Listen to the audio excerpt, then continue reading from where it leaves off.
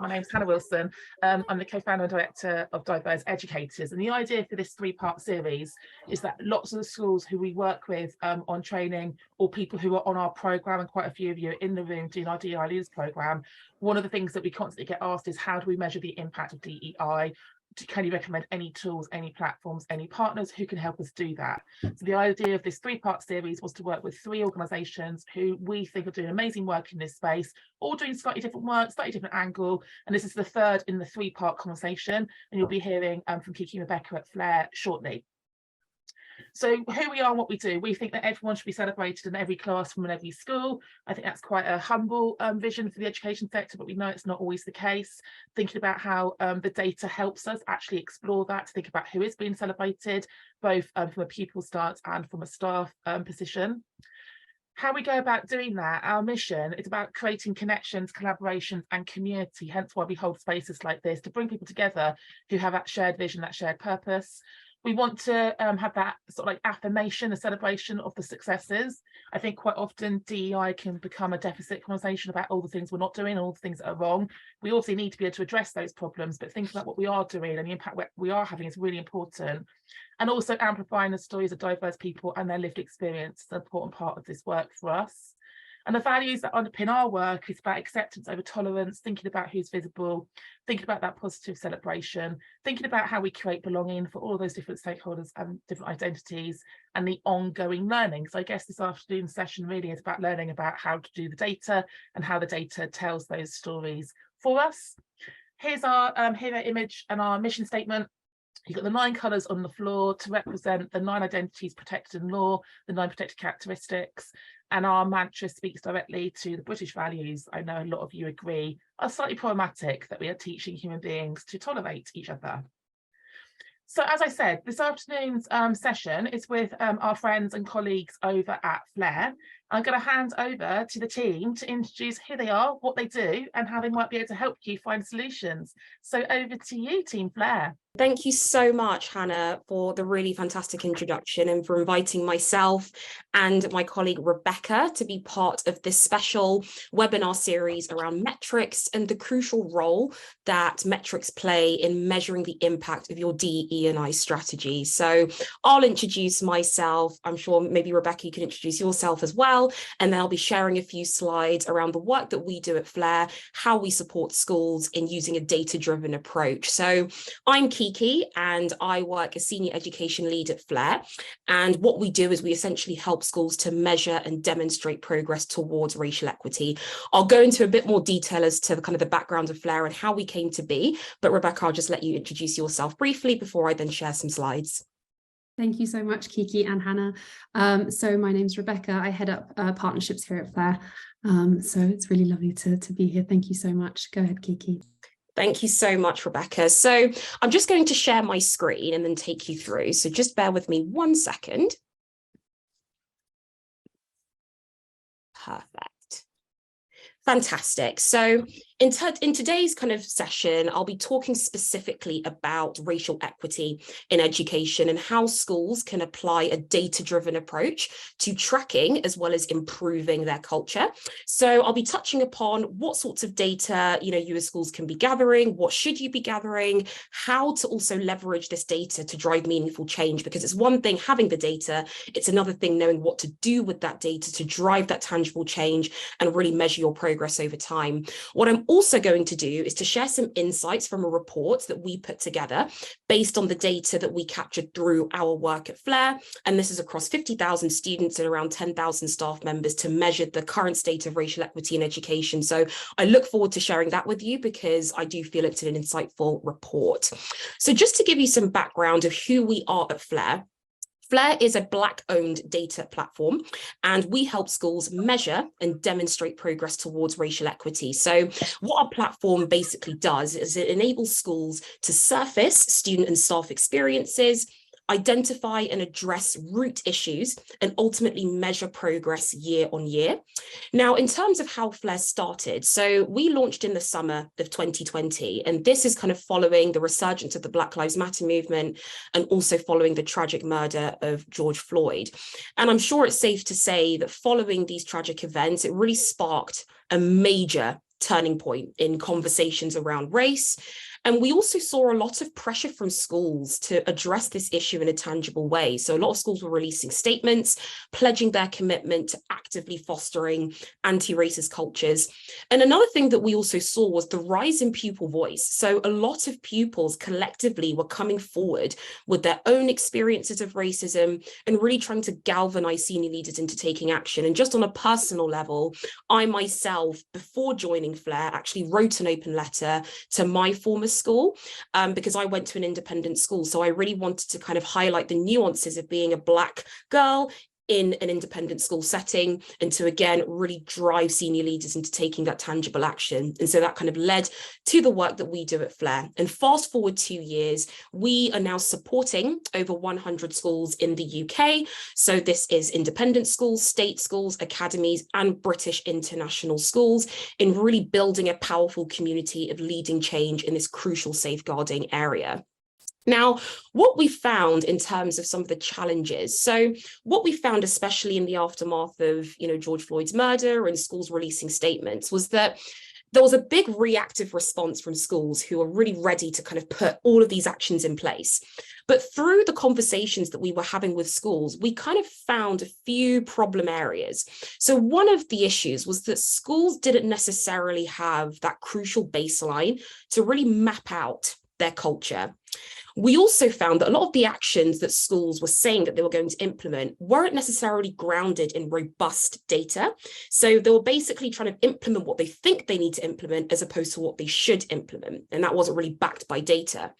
And what we also found was that schools didn't necessarily have a systematic way of understanding their progress over time. And so this is exactly what underpins our work at FLAIR. And this kind of leads me on to this slide as to why data and metrics are so crucial in your DE&I strategy. So data matters for a few reasons. Firstly, data helps uncover the truth of what is happening within your culture. So it really helps you to get a clear picture of what your students and staff members are experiencing, and this ultimately will help guide your interventions. Secondly, gathering data gives you that baseline, as I mentioned earlier, to inform your strategies and to actually measure the impact of the work that's being put in place. Because if you don't really have a way of measuring which initiatives are working and which initiatives are failing, then there's no real accountability and no way to actually measure or understand how your culture is shifting over time. And thirdly, the reason why data is so important is for accountability. We don't want, one of the concerns that a lot of us had was that, okay, once George Floyd was in the news, there was this real momentum and this, pressure to act. Now, 2 years later, and the momentum is slightly declining, how are you still maintaining those goals, and how are you holding yourselves accountable in driving racial equity over a long-term period? And so data really helps ensure accountability and also helps you to actually evidence the progress that you're making. So if you're speaking to executive teams or governors or even students or parents, it's really important that you have a quantifiable way of highlighting how your culture is shifting over time.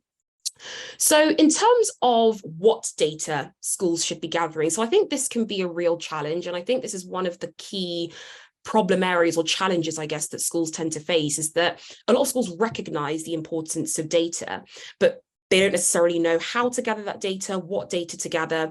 So what we do at FLAIR is we've kind of summarized racial equity according to 4 main areas. So what I have found actually when it comes to racial equity is that schools tend to focus very heavily on racial diversity as a determinant of what a racially equitable culture looks like. Now, by no means am I saying that this isn't important. Of course, it is absolutely crucial that every school reflects the diversity of the globalized world that we live in. But we also feel that there are other crucial areas to capture and that are harder to capture, actually. So one of the things that we really focus on is the idea of racial awareness. So whether you are in a school that's ethnically homogenous or ethnically diverse, it's really important that every single pupil, staff member, everyone within your community has the awareness of how to identify and challenge racism when they see it. So really kind of trying to understand what the levels of bystandership is amongst your school community. What we also want to capture is racial inclusion. Now, this is a really important one. I mean, we talk about diversity and inclusion, and I think there tends to be a lot of emphasis on diversity, but then how can we make sure that people of all different demographics and backgrounds feel that sense of belonging in school? And so I think one of the hardest things to capture is the thoughts, the experiences, the feelings of pupils and staff members and parents and etc. So that's why racial inclusion is another really important aspect to consider when wanting to drive racial equity within your schools. Thirdly, behaviours. So obviously within this conversation, and I've spoken to many schools who've now, implemented systems whereby people are reporting incidents of racism, which is a good thing. That said, we obviously have to recognise that there are different types of racist behaviours. You've got the overt types, which are kind of easier to identify, but then there are also the microaggressive racial behaviours that might be difficult for people to really explain or to tangibly report. And so again, it's really important that you're capturing the different types of racist behaviours that are happening and how frequently that's happening within school. And then finally, as I mentioned before, of course, we want to make sure that each school has, the diversity within their student and staffing bodies and wider community, and making sure that your schools are representative of the world in which we live in. So in terms of how to now use this data, so I obviously touched upon what data to gather and why data is important. I think now the most important thing is really knowing the tangible steps to implementing all of this. So what we do at FLAIR is we kind of have like a sort of 4-step process to supporting schools in gathering the data and how to leverage this data to drive that meaningful change. So the first step is around gathering student and staff voice. Now, we feel that it's really important that before you come up with any strategies, that your strategies are specifically guided by the voices of your community, because it also empowers them to know that actually our voices are going to inform the decisions that are going to be made within the school. And so we feel that it's really important that you're capturing on scale, because obviously the goal is to have a culture shift. So one of the things that I have noticed is that a lot of schools kind of speak with, or maybe have focus groups with their students of colour only, or only their staff members of colour. Now, on one hand, it is obviously important to have those specific conversations with specific groups of people. That said, we don't also feel that it should be the responsibility of only people of colour to fix an issue that actually involves the entire school community. So it's really important that you are gathering voice across every single person, whether they are part of a majority or a minority. And that also ensures a whole school approach, considering the fact that our goal is to kind of shift the whole school culture. And so the way in which we do this, for example, at FLAIR, is we kind of do anonymized and roll out anonymized surveys, because surveys are just a really good way of capturing that voice at large and also creating that safe space. So I think one of the things that has come up time and time again is that schools maybe want to have anonymous platforms, and that's something that we do at FLAIR, because we really want to create that sense of safety in pupils and staff members being as open and honest as possible without that fear of being identified. And ultimately, in order to get the most reliable data, you need to get honest data. And the way in which you can tease out that honesty is by creating safety with the platforms that you're rolling out to your community. And so, and also just to note as well, that I think that there is also a benefit of having this externally done. So I think with the schools that we engage with, I think the external nature means that there is that level of objectivity. Now, step 2 is around identifying the key issues to solve, because now that you've gathered voice, you've done your survey, students and staff members have participated, great. Now what do we do? So the next step is then really knowing and understanding how to map out your culture. And I'm actually going to show you on a separate kind of slide how we do this and how we package this all together. But the idea is it's really important, now that you've gathered voice, identify trends. What are your strengths? What are your weaknesses? What areas do you need to focus on? Are you able to sort of hone in on different demographics that are being affected?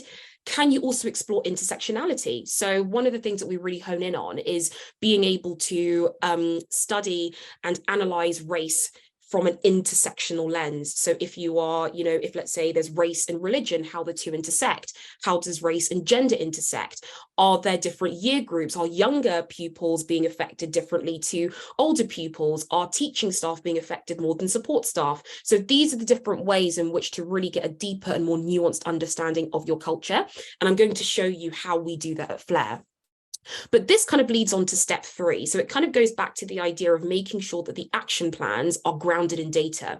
So what we want to make sure is that you're actually implementing actions that are targeted to the specific areas that have been flagged. So for example, if let's say there's a particular area around the curriculum that's been flagged as an issue, you can tackle that. If let's say you find from the data that there is a particular group that don't feel included within school, then at least you know that that is a key area to focus on. And then step 4 is around benchmarking, tracking, and reporting on progress. And I think this really just underpins the entire webinar series that Hannah is running at the moment, because we feel that it's really important not to see this as a one-off audit. And I think a lot of people are concerned about the sort of tick box approach where, okay, we've done this, we're going to park it to the side. And that is absolutely not the approach that we need to have if we're trying to shift culture over time. So we really make sure to engage with our schools on a yearly basis. And so what that means is that they can do the work, and then by the time they repeat, they actually have metrics to really highlight how your culture is shifting over time. And that's really, really important. So with all of that being said, before I show you our report and the insights that we've gathered, I'm really keen to share with you kind of the ways in which we at FLAIR gather data, how to benchmark, and all of that stuff. So I'm going to share my screen here. Hopefully you can see this. Perfect. Thank you, Hannah. Thank you. So in terms of how to sort of map out your culture and how to understand your culture at large. So what we do at FLAIR is, as I mentioned before, we've got 4 key areas: diversity, behaviours, awareness, and inclusion barriers. And the idea is that we really want schools to be able to immediately see where their strengths lie, where their improvement areas lie. So we have a sort of color coding system. So you can kind of see the green scores usually represent good scores. So in this case, racial inclusion barriers, this was a 7.9 out of 10. So this kind of means that pupils on the whole do not feel that their ethnicity is a big barrier to feeling included while at school. Blue scores are usually neutral, and then the low scores usually indicate the improvement areas. So in this example, this is just dummy data. So a 3.9 out of 10 means that racist behaviours are often witnessed at school. So it's really important to kind of identify and immediately see where your strengths lie, where your improvement areas lie. And as you can see here, we also have past year performance. So again, going back to the idea of leveraging metrics to understand your progress. So what we do in terms of engaging schools over time is to say, okay, this is how you performed the year before, and this is how you're performing now. So you can clearly see in this case, the racial diversity has improved a little bit since last year, whereas maybe in the racist behaviour section, you can see that, in past year performance, racist behaviours being frequently witnessed, and it's now gone down to 3.9, which is a worse score, i.e. meaning that racist behaviours are being witnessed more often. So again, a really kind of clear way of identifying how your culture is changing.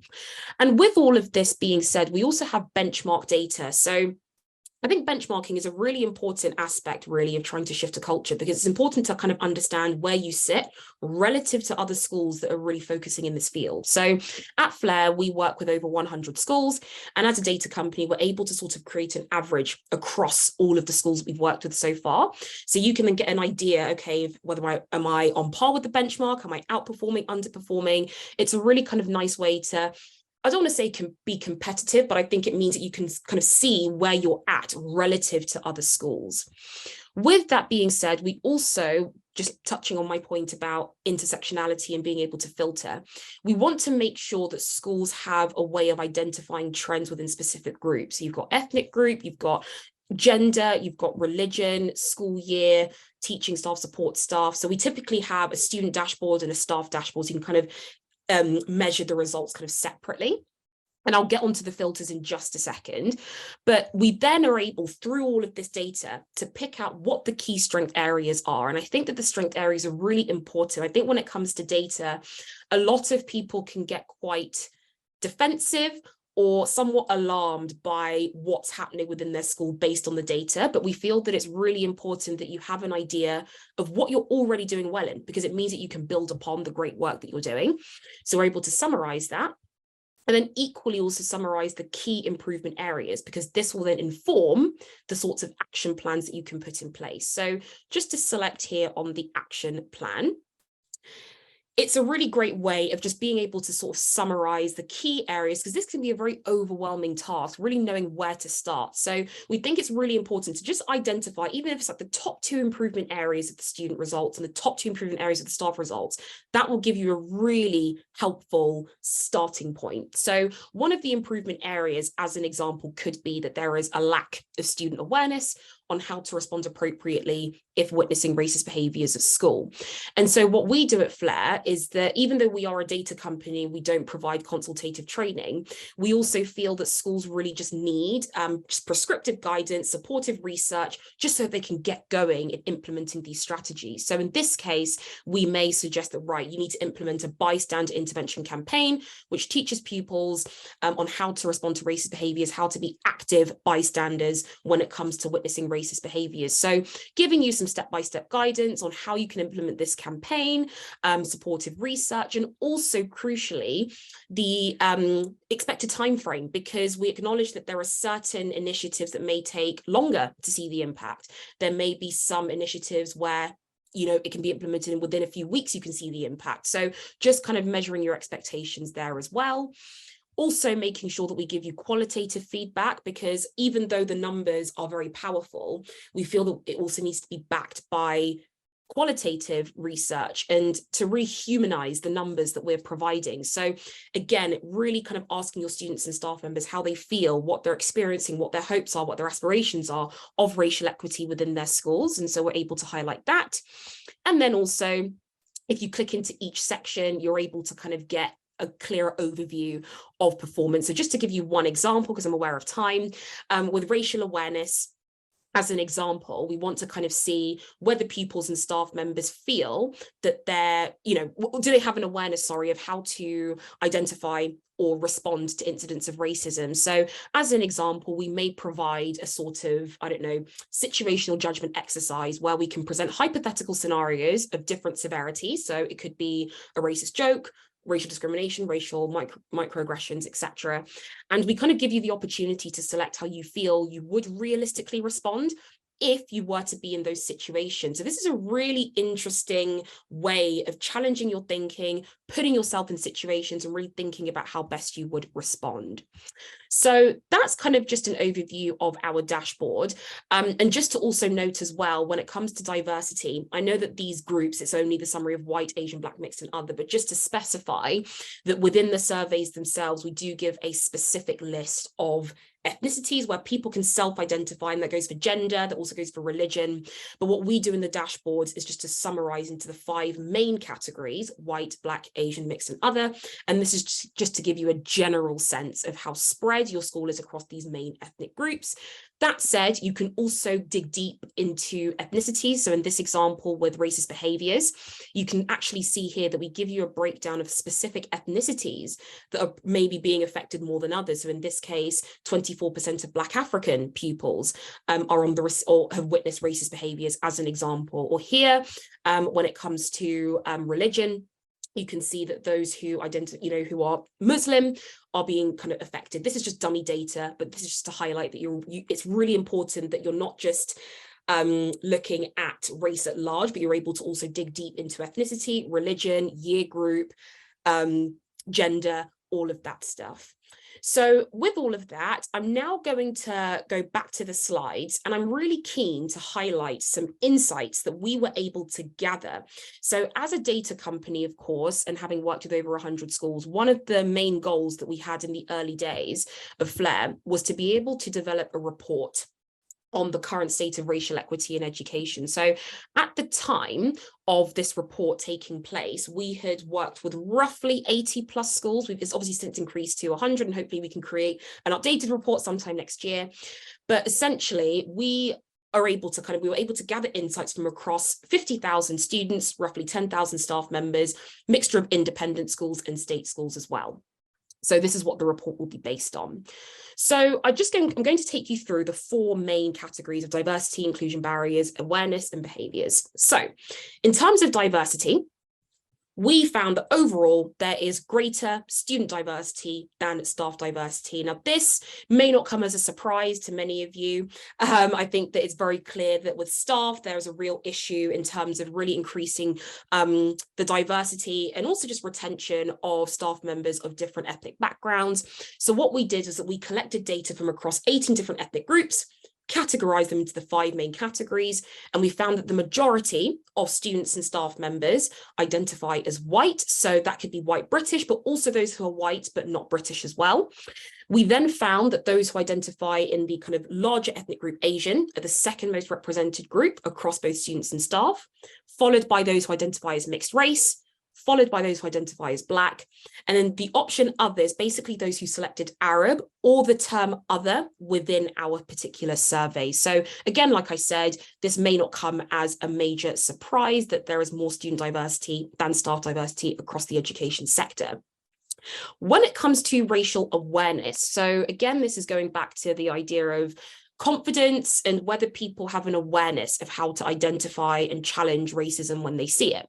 So what we found from across both students and staff members really, and this was based on situational judgment questions, is that not only is there low awareness, but also low confidence in really knowing how to actively respond. And I think that confidence is such a recurring theme when it comes to racial equity, because people fear getting something wrong, they fear offending someone. And so that's kind of what we found. That said, we did find a slight difference between awareness in different types of racist behaviours. So what we found was that when it comes to more overt types of behaviours, i.e. discrimination and harassment, students and staff members respond more appropriately and are more confident in responding to those types of behaviours. But when it comes to the more covert and insidious types of racism, such as jokes and microaggressions, there was, students and staff members respond less appropriately to that. So I just kind of want to make that distinction clear, that I think there's still more to be done in terms of education around the more covert types of racist behaviours. Now onto racist behaviours. So we wanted to kind of capture whether pupils and staff members feel that they have been on the receiving end, or if they have frequently witnessed different types of racist behaviours while at school. So what we found across the board is that for students, the majority of students have been subjected to racist jokes. So that's around 43% of students who engaged with our surveys. Now, this again wasn't particularly surprising. And I think what we've also found is that older year groups, so maybe like year 9 and above, I think racist jokes tend to be quite prevalent in those year groups, as opposed to kind of the younger year groups. And we also found that when it came to staff members, the majority of staff members feel they have recently been subjected to racial microaggressions. So I think there is an important connection to be made in the previous slide, whereby students and staff members are responding less appropriately to racist jokes and racial microaggressions. And those two behaviours also happen to be the most frequently witnessed and the behaviours that people are most subjected to. So I just kind of wanted to make that connection there. When it comes to racial inclusion barriers, so what we wanted to do was to collect data on whether students and staff members, particularly those from ethnically minoritized backgrounds, feel that their ethnicity is a barrier to feeling included really at school. So what we did, and as you can see on the image on the side, this is kind of a snippet of what our survey would typically look like. So we just want to see if pupils and staff members, if at all, feel that their ethnicity is a barrier to accessing certain inclusion factors. So what we found across the board when it comes to staff members particularly is that around 11% feel that their ethnicity is a barrier to receiving promotional opportunities at school. And I think this figure resonates quite a lot, especially when you reflect on the lack of diversity within the staff body, and more specifically in senior staff positions as well.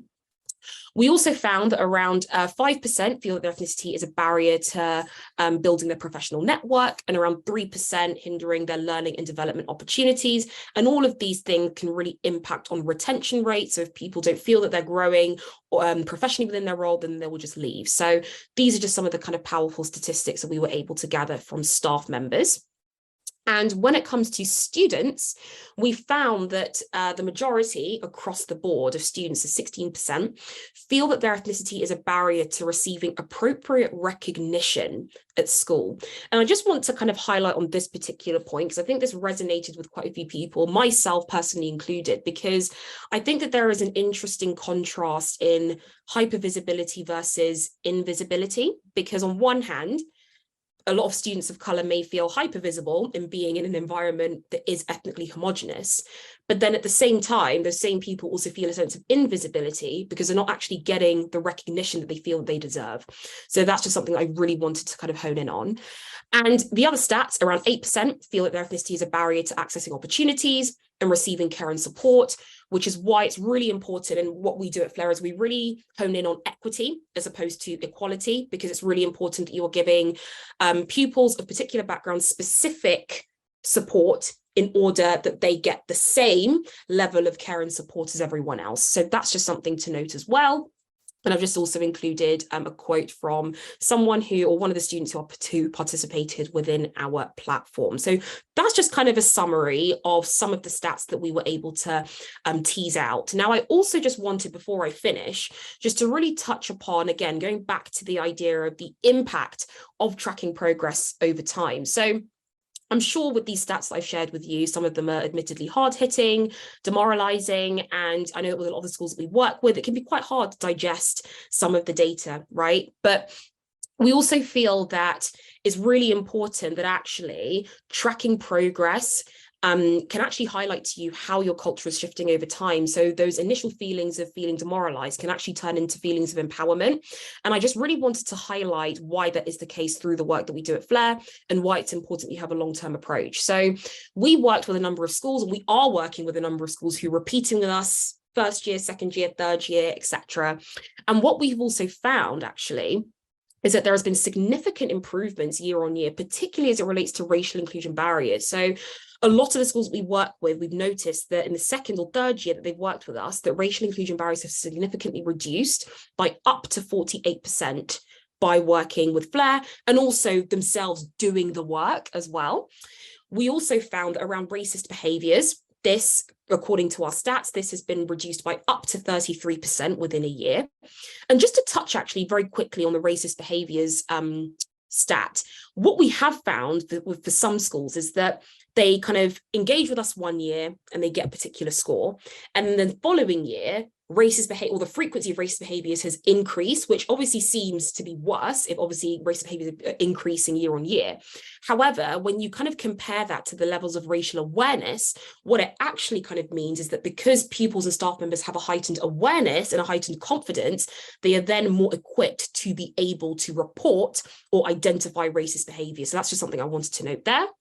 And then finally, with racial diversity, now I think that this tends to be the rate at which this is improving is slower, because I do think it is much harder generally to kind of increase diversity overnight, but we have also seen a slow and steady progression in that area as well. So that's kind of a summary of everything that I wanted to share with you today. If you are interested in actually downloading our report in full, then of course you can head over to our website. I just wanted to kind of tease out a few stats, but we do have the full report on our website if that is of interest to you. And of course, I'm here as well if you have any questions really, or any sort of interesting things you want to share, if you need support really with data gathering or anything, I'm also here as well. So thank you so much for taking the time to listen. And again, thank you so much, Hannah, for putting this all together. And I feel really kind of grateful to be working with people in this space, trying to make a tangible and important change. So thank you so much.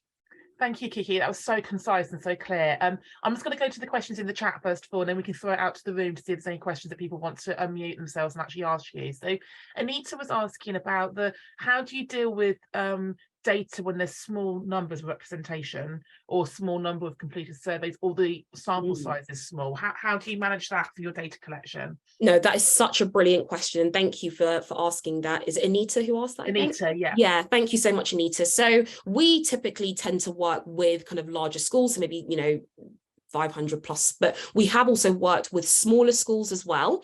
I think the main thing is around the response rate. So one of the things that we place huge emphasis on is actually the effectiveness of rolling out the survey. So because we see this as not just a survey, we actually kind of bake into our timeline a raising awareness piece, because it's really important that everybody has buy-in. So what we typically tend to do, and we have a great colleague, Fran, who kind of works with our client schools, and what he does is he basically, or we provide project management support and guidance on how to raise awareness of the surveys that are taking place before rolling out. So what that means is students themselves understand the importance of having their voices elevated through our platform. Staff members are also aware of this. And I think it's that kind of organization that really, really impacts the response rates, because if people don't understand the importance, they're not going to fill out the survey. So we really want to make sure that we have that piece beforehand, and also even during, because we kind of give a 7-day window within which people can complete our platform. And so having those reminders as well kind of sustains the momentum. But yeah, I would place huge, and we do, even with smaller schools, we really place huge emphasis on raising awareness ahead of time. I just want to emphasize that so many schools send out a survey cold and ask a question like, have you experienced a microaggression? Half of them don't even know what a microaggression is. So how are they then going to answer the question correctly? So I think that it's so key, isn't it, to get that awareness piece first. Yeah. Martha's had to shoot, but she's going to watch the recording. So her question was, what impact or engagement have you had internationally? I know you're working internationally. Could you speak a little bit about your international footprint? Yeah, no, absolutely. And thank you so much for asking that. So I'd say the majority of our school clients are based in the UK. That said, we have worked with a few international schools based mainly in the Middle East, actually. And we also hopefully are working with some British international schools in Europe. So we're still kind of expanding in that area. But I think with international schools, it's a really interesting dynamic, because obviously the culture is very, very different, right? So when it comes to the demographics, as an example, we would tailor it specifically to that. And I also think as well, I guess with British international schools and kind of delivering surveys and all of that, I think there are certain laws within certain areas where we would have to kind of amend, for example, gender options, because, you know, that might be kind of inconsistent with the kind of culture that they are in. So that kind of poses quite an interesting and quite difficult situation. But that said, I think that with the work that we've done with an international school context, we would kind of make it more bespoke to their context, especially when it comes to the racial awareness piece, where we're doing situational judgment exercises. We would again tweak that. When it comes to religious options, we would tweak that as well. So that has been quite interesting in kind of comparing British international versus those based in the UK. But that said, I mean, I don't think that their results have been super different, I guess, from UK schools, because obviously the curriculum is the same and, you know, people operate in a similar fashion. So that's kind of the work we've been doing within British international schools, and we are really keen to kind of expand more in that area. But I'd say so far it's been schools based in the UAE mainly. Yeah, brilliant, thank you. And then Rebecca Shelley asked a great question about, are the questions and scenarios accessible to younger children, like the age appropriateness of the pupil survey, or children with SEND? How are you making it accessible to them? Really, really great question. Thank you for sharing that. So in terms of the appropriateness, and I actually, it's interesting because I had a conversation about this, and I actually did a LinkedIn video about when is the right time to kind of broach the topic in the first place. Now, when it comes to our surveys particularly, we start from year 7 and above. We have engaged with year 5s and year 6s in the past, but I think what we have found is that we really want pupils to be able to comprehend the concepts, and what we have found across the board is that generally those from year 7 and above tend to have the most understanding, because we almost don't want to have influencer people explaining all the time, because we want to kind of have the pupils themselves being able to answer confidently by themselves. So we do start from year 7 and above. And in terms of the language, we do have consistency. So a year 7 will complete the same survey as a year 13.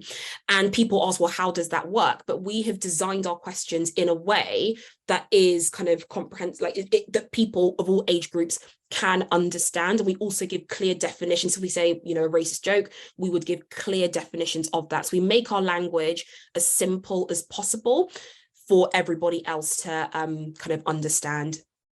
Yeah, brilliant. And read the staff survey piece, or just the kind of the data around the staff piece. How about governance? Anne's asked a great question, because we know that governance is where there's a real lack of visible racial diversity.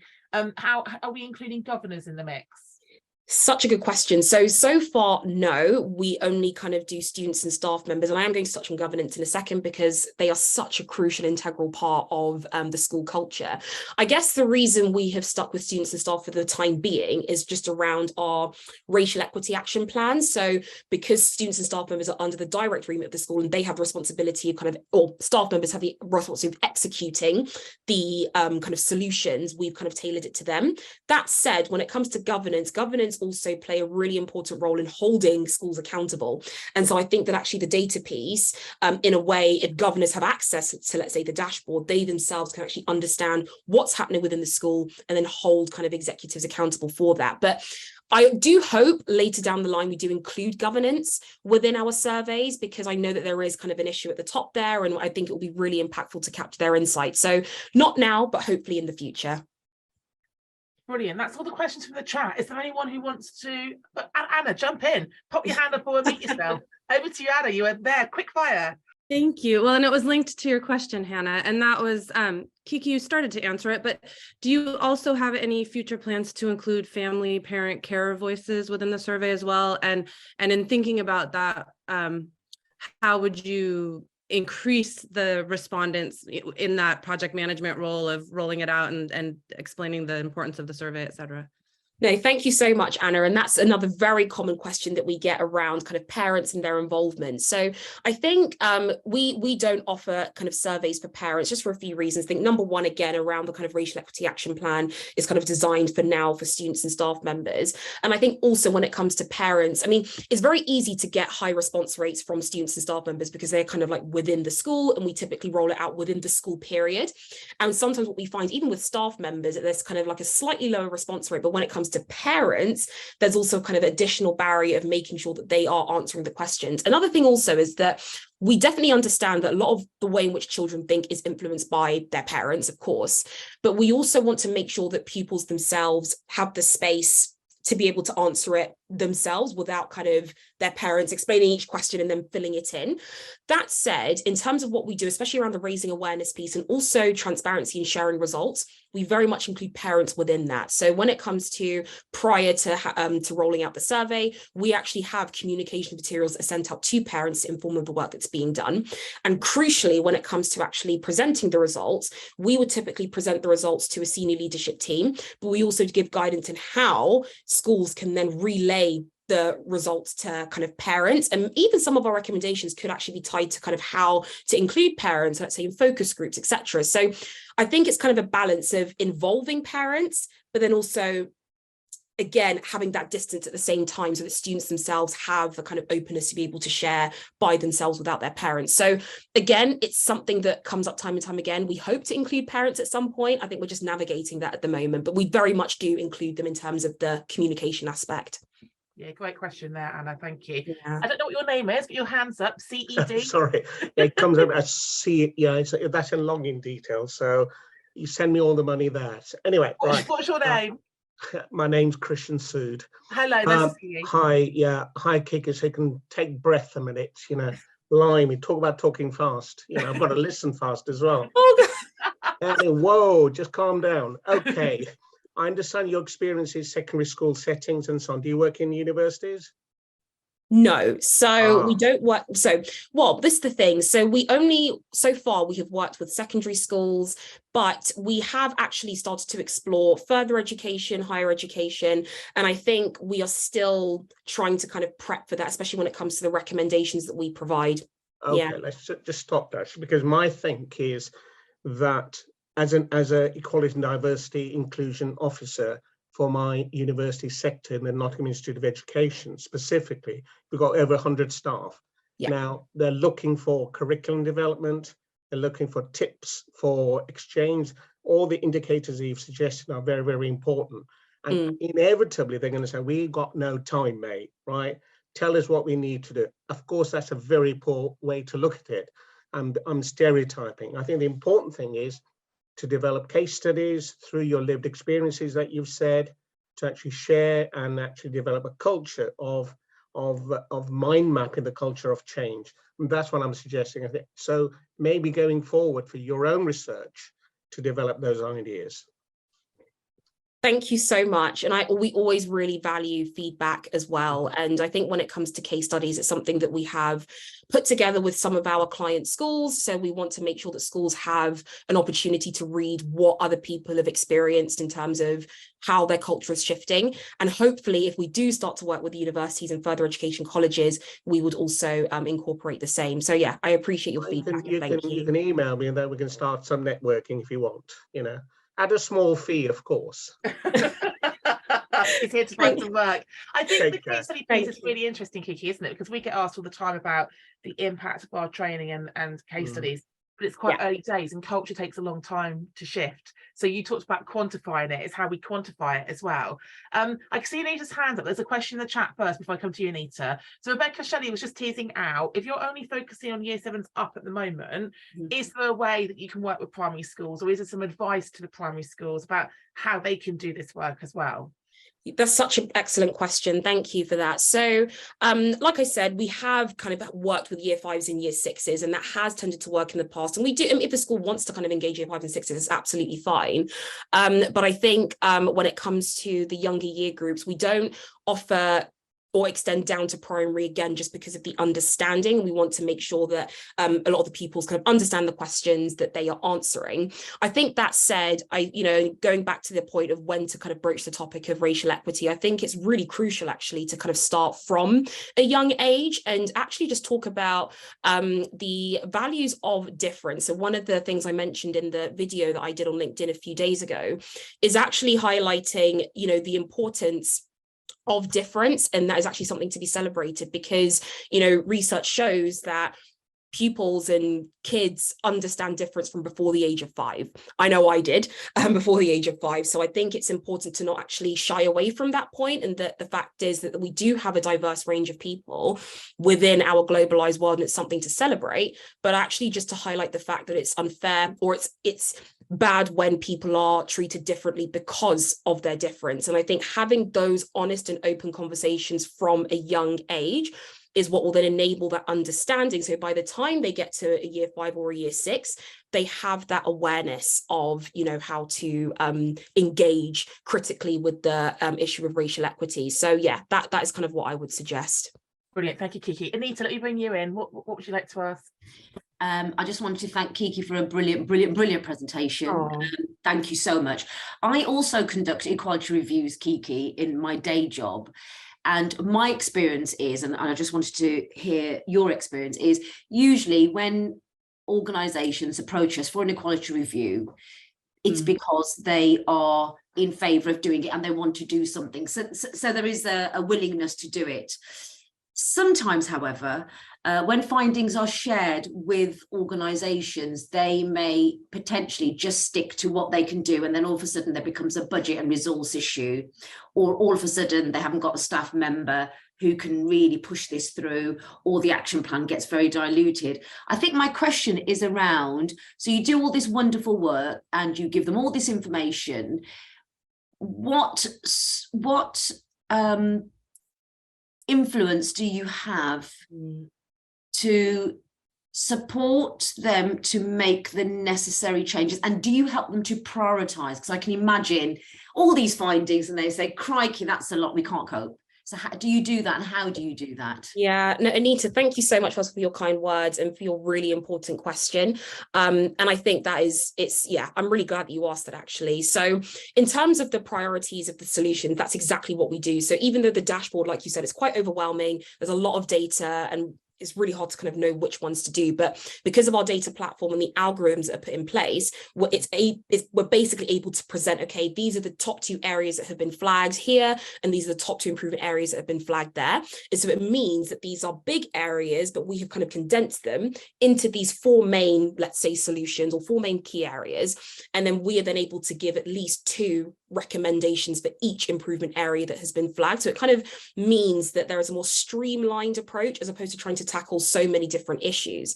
Now, when it comes to actually supporting them on the execution, what we do at FLAIR, and again, Fran, who is my amazing colleague, we typically tend to have like 3-month and 6-month check-ins. And this is to essentially ensure that they are actually doing the work, and to really tease out if there are any challenges, what's going well, what's not. And I also think the benefit as well, Anita, about the fact that we engage with schools year on year, is that schools really want to make sure that the results are better next year. So they have to kind of do the work within the year to make sure that they actually see the results that they're looking for and want in the following year. So that's one of the main things that we do. And also another thing that we really place emphasis on, and I think Rebecca and I were speaking about this earlier on today, is the importance of knowledge sharing. So we understand that this can be quite overwhelming a task, and it's hard.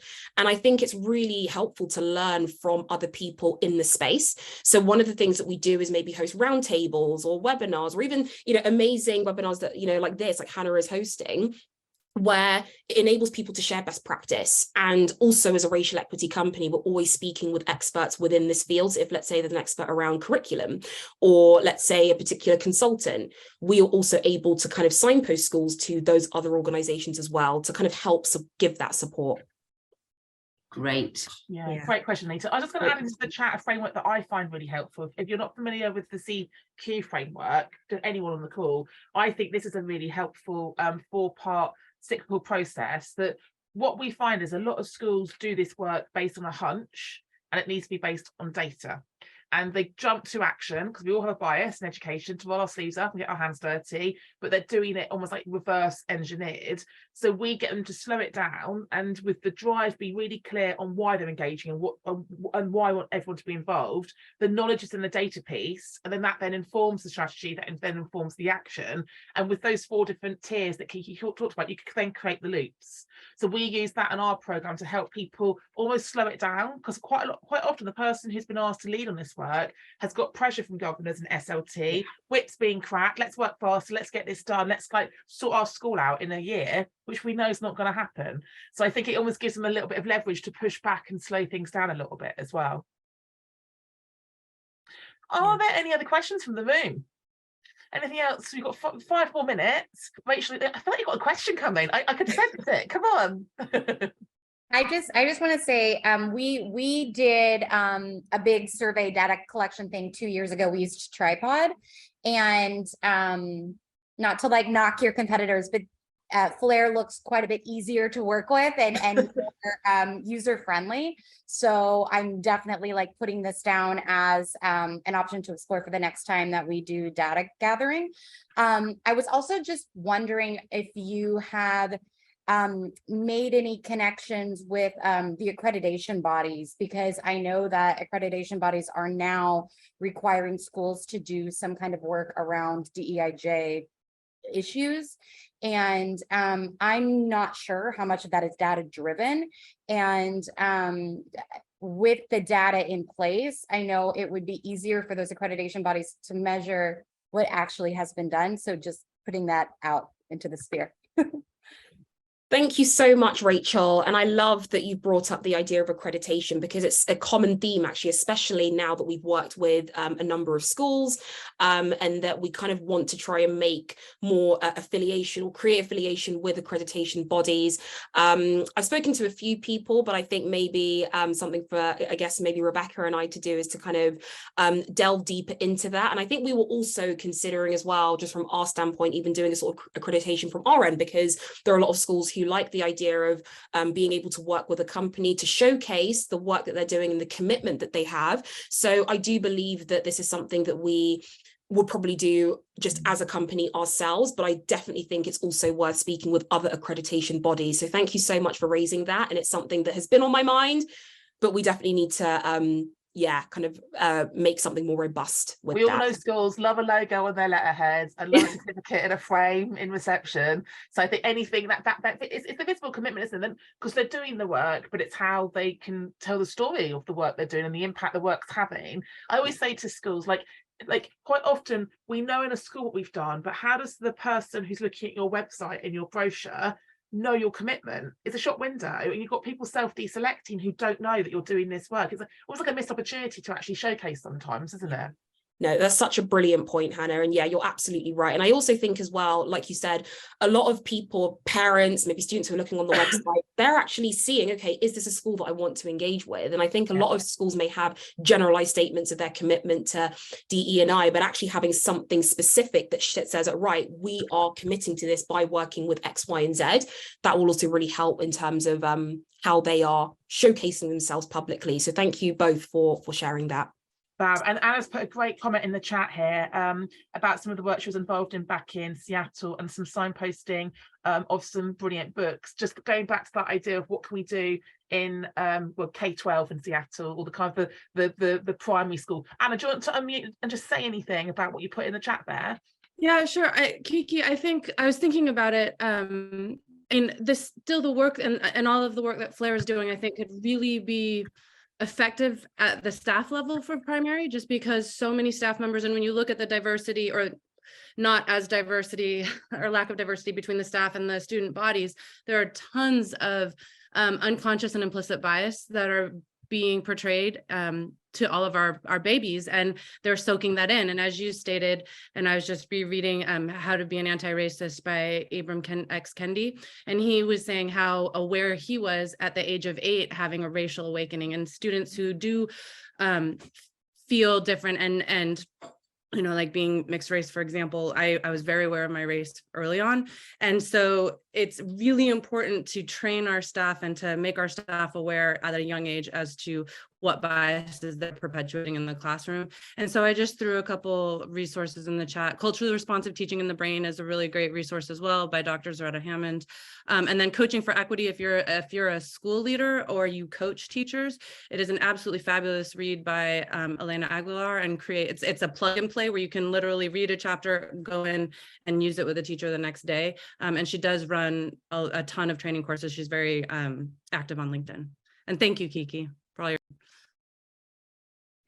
Anna, thank you so much for sharing those resources. That is so helpful to everyone here. And I think you're so right about capturing staff within primary schools. And that's something I forgot to mention, actually, that we do that. So if, let's say, there is a school that has a secondary and a junior component, we would also include staff members from the primary schools as well. And one thing we also reinforce is that you can't educate children if staff members themselves, you know, aren't educated. So I think it's important that, yeah, it starts from the staff, because they will then be able to kind of share the information with students. So thank you so much. And I hope that everyone kind of takes a look at the recommendations that you put in the chat. So thank you. And I'm just reflecting on, Anna, your comment there about being mixed race, because that's coming up more and more, that there's lots of organisations now who are looking at race as a protected characteristic and anti-racism as an approach. But mixed race or dual heritage identities are the biggest growing demographic in the UK. And I have children in schools I'm supporting saying, are there organisations out there to support me? And I think it's a real gap thinking about how we are specifically supporting that biraciality, that dual identity. And I don't think we're thinking about or talking about that enough in the work we're doing. So that's just a question for you all to go and think about, how are we specifically thinking about dual heritage. Any final thoughts, Kiki, before we let everyone go and have their lunch or their dinner? Yeah, I'll wrap it up. But no, thank you so much for that. I completely agree, like you said, with your sentiments regarding kind of mixed or dual heritage. It's really important.